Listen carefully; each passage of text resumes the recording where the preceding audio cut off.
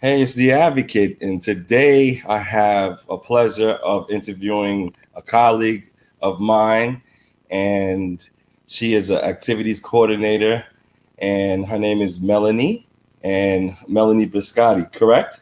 Buscuiti, but either one sounds good. Melanie Buscuiti, and she is a lively person, a very energetic person, and she brings a lot of skill sets to her patients. Welcome, Melanie, to the CJ Cares podcast. How you doing today? Good. Thank you for having me. This is wonderful. I'm doing very well. It's Friday, so that helps. Definitely. Well, one of the reasons why I wanted to interview you is because I observed you with patients and I see your style with them and I see that they're very receptive towards you. So before I even get started, I wanted to ask you a few icebreaker questions. That's okay. Yeah, go for it. And so I know that we're in the change of seasons. We're going into fall. What is your favorite season? Which season is your favorite? I'm definitely a warm weather summer girl because I like to just be outside and catch the sunrises and the sunsets. But I like the fall because we can get comfy and enjoy the colors of nature. Yeah, definitely. Now, a lot of times I like to debate between phone services. You know, a lot of people have iPhones and a lot of people have Samsungs. Which team are you on? Okay, so I am an iPhone and I have Verizon, but they're all the same. Okay. I won't debate on you on that because it's personal choice and yeah. Yeah, definitely. Now, you know, like I said, we had a change of season. Did you have a good summer? I had a wonderful summer. You know, I just try to look at it as, you know, working full time, but working year round. We're not one of those folks that like could have the summers off. So, you know, I make the most of it. It was very nice. I hope you had a nice one. Thank you. And what would you say would be your favorite trip during the summertime? What is your favorite travel location? I really like exploring Long Island. I know it sounds weird because we're from here, but usually most people on Long Island, they don't really travel, like even just drive and just catch some places. So if I'm local, it's Fire Island. There's just something special about those beaches.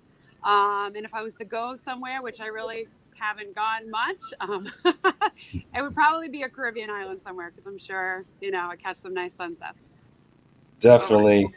And if you had to name a theme song for yourself, what would that song be if you could think of one? I always appreciate when there's a song playing and then see someone walking with music. I'm like, that's your theme song. That's really funny that you asked that. I know this sounds weird and it's probably my history, but like The Greatest Showman. This is the greatest show. I don't know. That just came to my mind right now.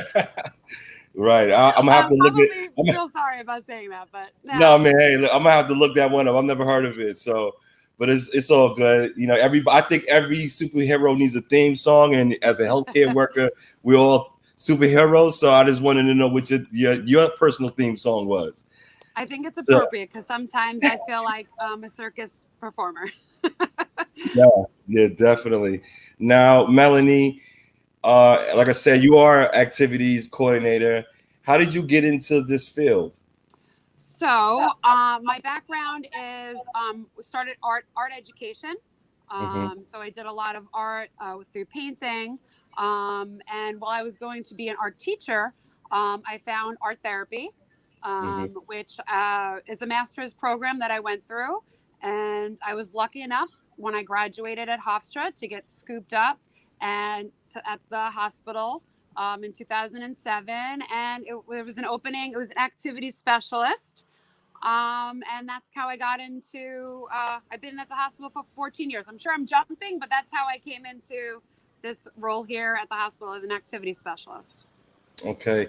Now, when you were undergrad, where did you go to school? So undergrad, I went to New Paltz for art ed. Okay. Went to Nassau Community, then New Paltz. Okay. Now, when you were early in that stage, in those stages of your life, did you know that this is what you were going to end up being, or was it something more broader than this?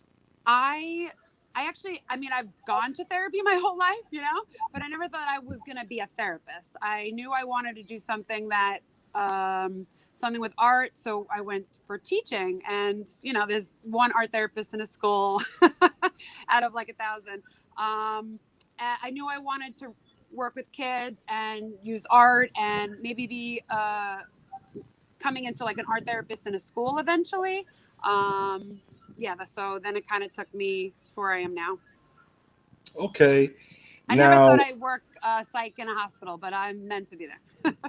right. And now, is there any specialized training that is specific to working in a hospital setting?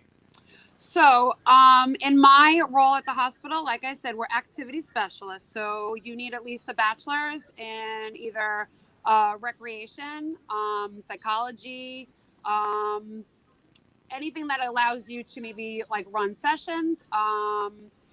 And or you could be an art therapist, but art therapy you need, and to call yourself an art therapist you don't need a master's. So there could be a bachelor's in art therapy that you can work at the hospital, or a master's in art therapy. But at the hospital, for activity specialists, you don't need a master's, you need a bachelor's. Okay. Now, how do you organize activities that are tailored to the needs of individuals that come on in unit in the hospital? Okay, that's a great question. I could probably spend an hour on that. But so I'm right now on child psych, and we have 15. Our max would be 15 patients.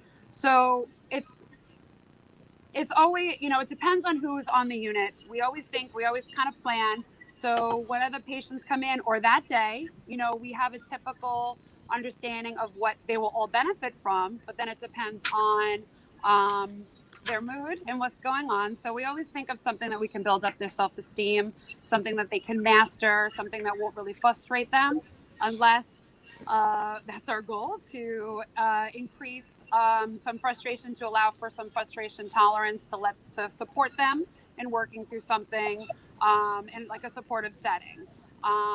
But as an activity specialist, we do both art and recreation therapy. So it could be a day that we feel that our patients are not in the mood to do art, or maybe just the dynamics of the unit isn't conducive. Sorry, Yeah. it's not conducive to maybe like bringing out art materials. So we'll play a game, like a social game, something that gets them to do teamwork, something that gets them outside of their shell. A lot of times with child psych, a lot of them come in from just isolating themselves, playing video games, not really getting that social experience, and it's uncomfortable for them. Self-esteem, not feeling that they can even play. A lot of them give up because they feel like they can't do it or they fail. So our games, we try to support them without them even realizing it's something therapeutic. So we'll do trivia, or we'll do little challenges. We have like, everybody has their strengths, everybody has what different things, the different diagnoses. So Hmm. it's impossible to reach them all in every single group. This is it. All right. This is it right here. I'm a kid again right now. Ah. I'm a kid again right now. This is everything. This is everything right here. You came through with this one. That's what it is. www.line3bikes.us. Get at us. Peace. Yes, sir. 7 reasons why you should never give up. How to be a stay-at-home entrepreneur mom by Contessa T. Walker Jackson. Read more at mytestimony.com. But we manage throughout like the different groups that we do in the day. Right. And how do you offer care and support through the activities that is provided? So, we go off like the team has their goals with, if they come in, if someone is, had some suicide attempts and they're just feeling low. And then we might have patients that are substance abuse. We try to make it individualized with like when we do individual sessions. If we feel that maybe a group setting, we need to like break it down to individual. I really focus on building up like a positive self-talk. They're so negative on themselves and social media and parents. It's not easy being a parent, but a lot of them come through and they don't have that positive reinforcement, either if they're doing something not, that their parents don't want, or even some of them do good, but their parents don't always give them that reinforcement, or their friends, or they're not getting that. So we try to really start with when they first come in on the unit, just building up like where is their value for themselves? Like, how do they value themselves? If they're they're struggling with that. So we kind of start our sessions with understanding, just reframing like, okay, they feel something that they're not happy about. How can we replace it? So a lot of our art sessions, we'll have them focus on what they're struggling with, and then we try to manipulate it either through manipulating the materials or through conversation of how they can reframe their thoughts. And ideally, I love to build one group onto the other. It doesn't always happen, but it's great when it does. That we can say, remember what we talked about last session about growth? Well, now we're going to take that growth that we're working on and we're going to build a tree. I do a lot of stuff with nature, and it's kind of like that, which I can go more into. Yeah, that's cool. Now, what challenges make it difficult to provide the quality activities for the patients? I think the biggest thing is sometimes this. I try not to let out the structure of the unit, just because our art room is off the unit and we try to do stuff like on the unit. It depends what kids can get along with each other. So like those are the typical daily things that we struggle with. But wait, what was the question? I'm like going on. No, I was just asking you what challenges make it difficult, to provide services. I think we do really well with when we have them on the unit and what groups we do. They really respond to us because we listen. Not that the other staff doesn't listen, but it is our job to listen, to take in, to then have them produce and talk.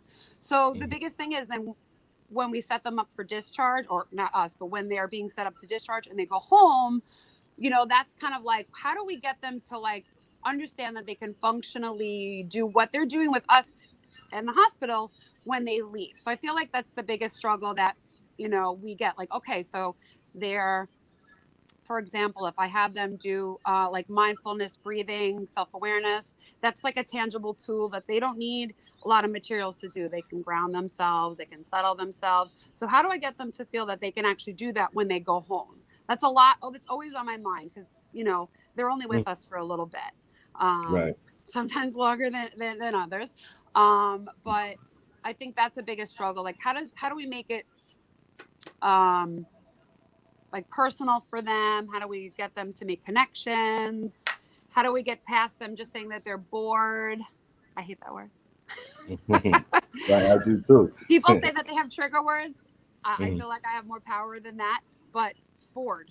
After I do like something therapeutic with them that they've been, busy for an hour, it's boredom. How do I get past that boredom? Right.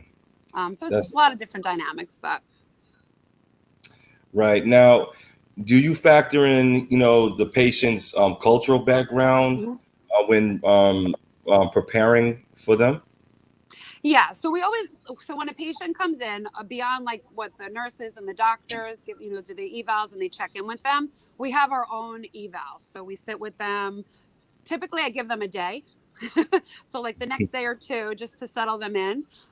We have our questions. We ask like if they're spiritual, like how would it help you in the hospital? If they relate to any kind of religion, we make sure that they know that they can always ask. And then we'll, working under the parameters that we have on the unit with safety, we just ask them like, how can we help you make sure that you're maintaining, the respect of, either your religion or your practice. Or if it's, it comes with, gender, which is a whole other topic, which we really do try to support and highlight those beliefs as well as culturally. It's all about safety. So if there's something we can't do, we try to, adapt it as much as we can. So it's acknowledging it. Definitely. Now, I know we're coming, dealing with this pandemic, dealing with COVID and things of that nature.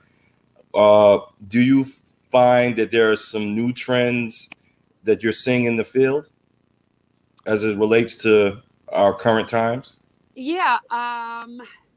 So during the summertime in past times, we were always like light on the unit. There wasn't a lot of kids. I feel like since I've been there, I feel like there's always like 14 or 50.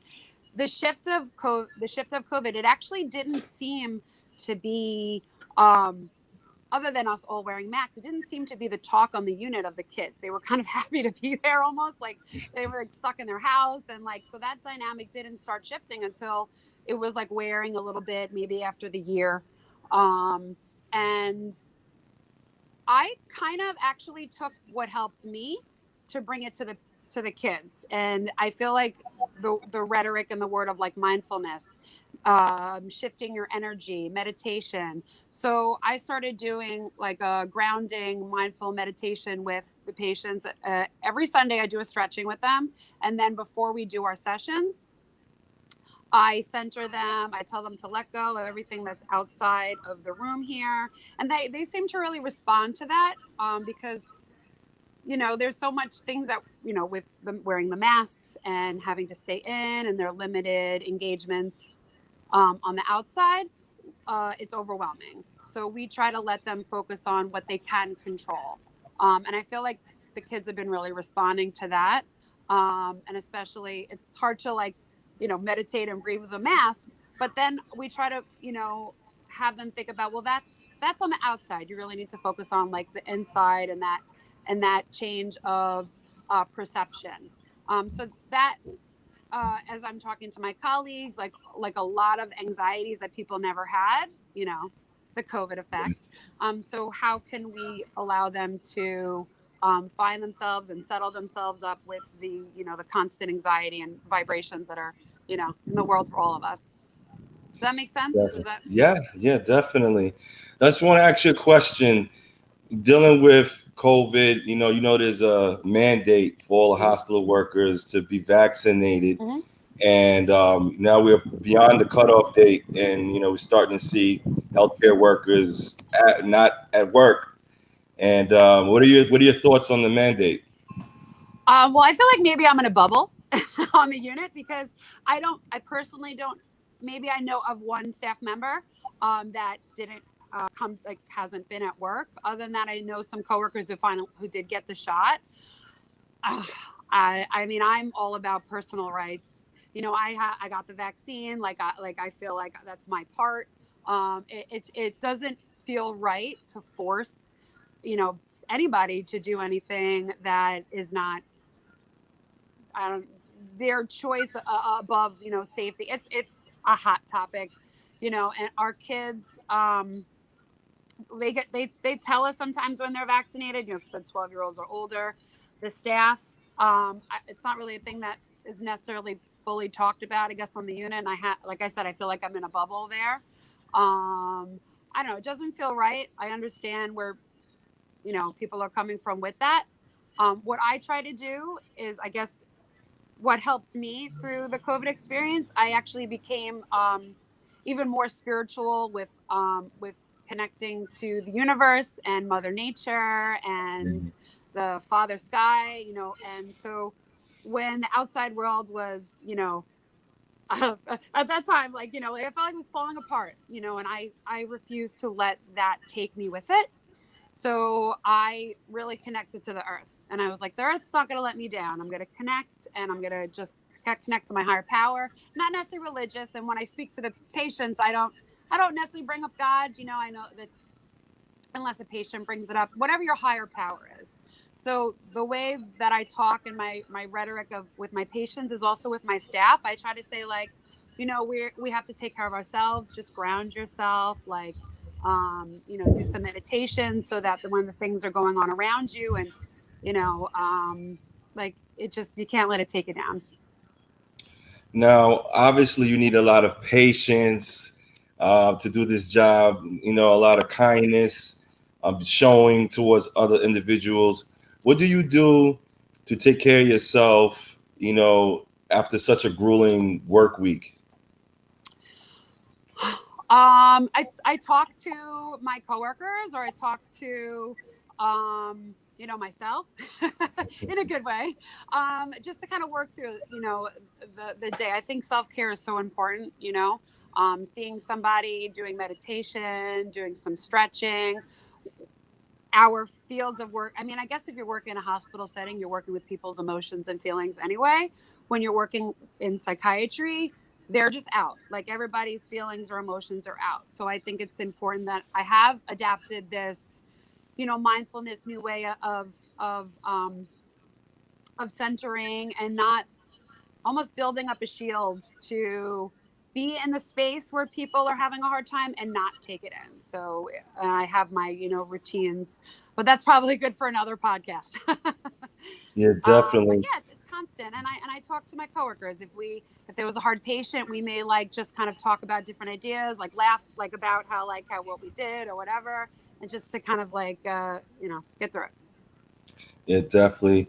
Well, Melanie, I just wanted to highlight you as one of the colleagues of mine that I know is going hard every day, working hard to make the patients stay in admittance at the hospital as Mhm. much pleasurable as is possible, given the nature of the environment. Yeah. And I know that you and your team work very hard. So I wanted to give you a kudos. That's one of the reasons why I wanted to Thank interview you. you, because I think that every discipline amongst the psychiatry department is very important, all the way down to the janitor. Okay, so I wanted to give you your kudos, and I wanted to acknowledge you as a superhero in the healthcare field. What advice would you give someone who wanted to join your field? Well, if it's something that, I am very fortunate that I love what I do, and if anybody's in any job, we always have to deal with the politics and the red tape and everything like that. But if you enjoy, caring for others and engaging people in activities and therapists and therapies, in my role, it would be you could be a recreational therapist to be there if you like, helping others, do, social skills. On my end, being an art therapist, it's a master's program, and you learn the connection between psychology and the mind and the materials of the art. So I would say, just, like, understand that if this is something that you like to do, then just go for it. And the hospital settings, I've been very fortunate. I've been there 14 years. So just try it. And, if you enjoy it, then it's meant to be for you. Yeah. That's awesome. Well, Melanie, I just want to thank you for allowing me to Thank you, interview you, Carlisle. I and appreciate it. and to highlight what you do and what your team members do as well. And as we hope that you and your family remain safe, all of us remain safe throughout this time. Yeah. And I definitely would like for you to contribute in the future, because I think art therapy and having activities, people need extra ideas. So I just want to say that I know that this is not the last chapter in your career, and I know that the best is yet to come. Thank you. I appreciate your time, and this is great that you're doing this because we don't do our job for thanks, but it is nice to get acknowledged, and kudos. So good for you. Thank you. All right. Thank you, Melanie. Thank you for all the hard work, and thank you for joining CJ Cares podcast. Thank you. Be well, guys. All right. Thanks. Take care. Bye-bye. Bye.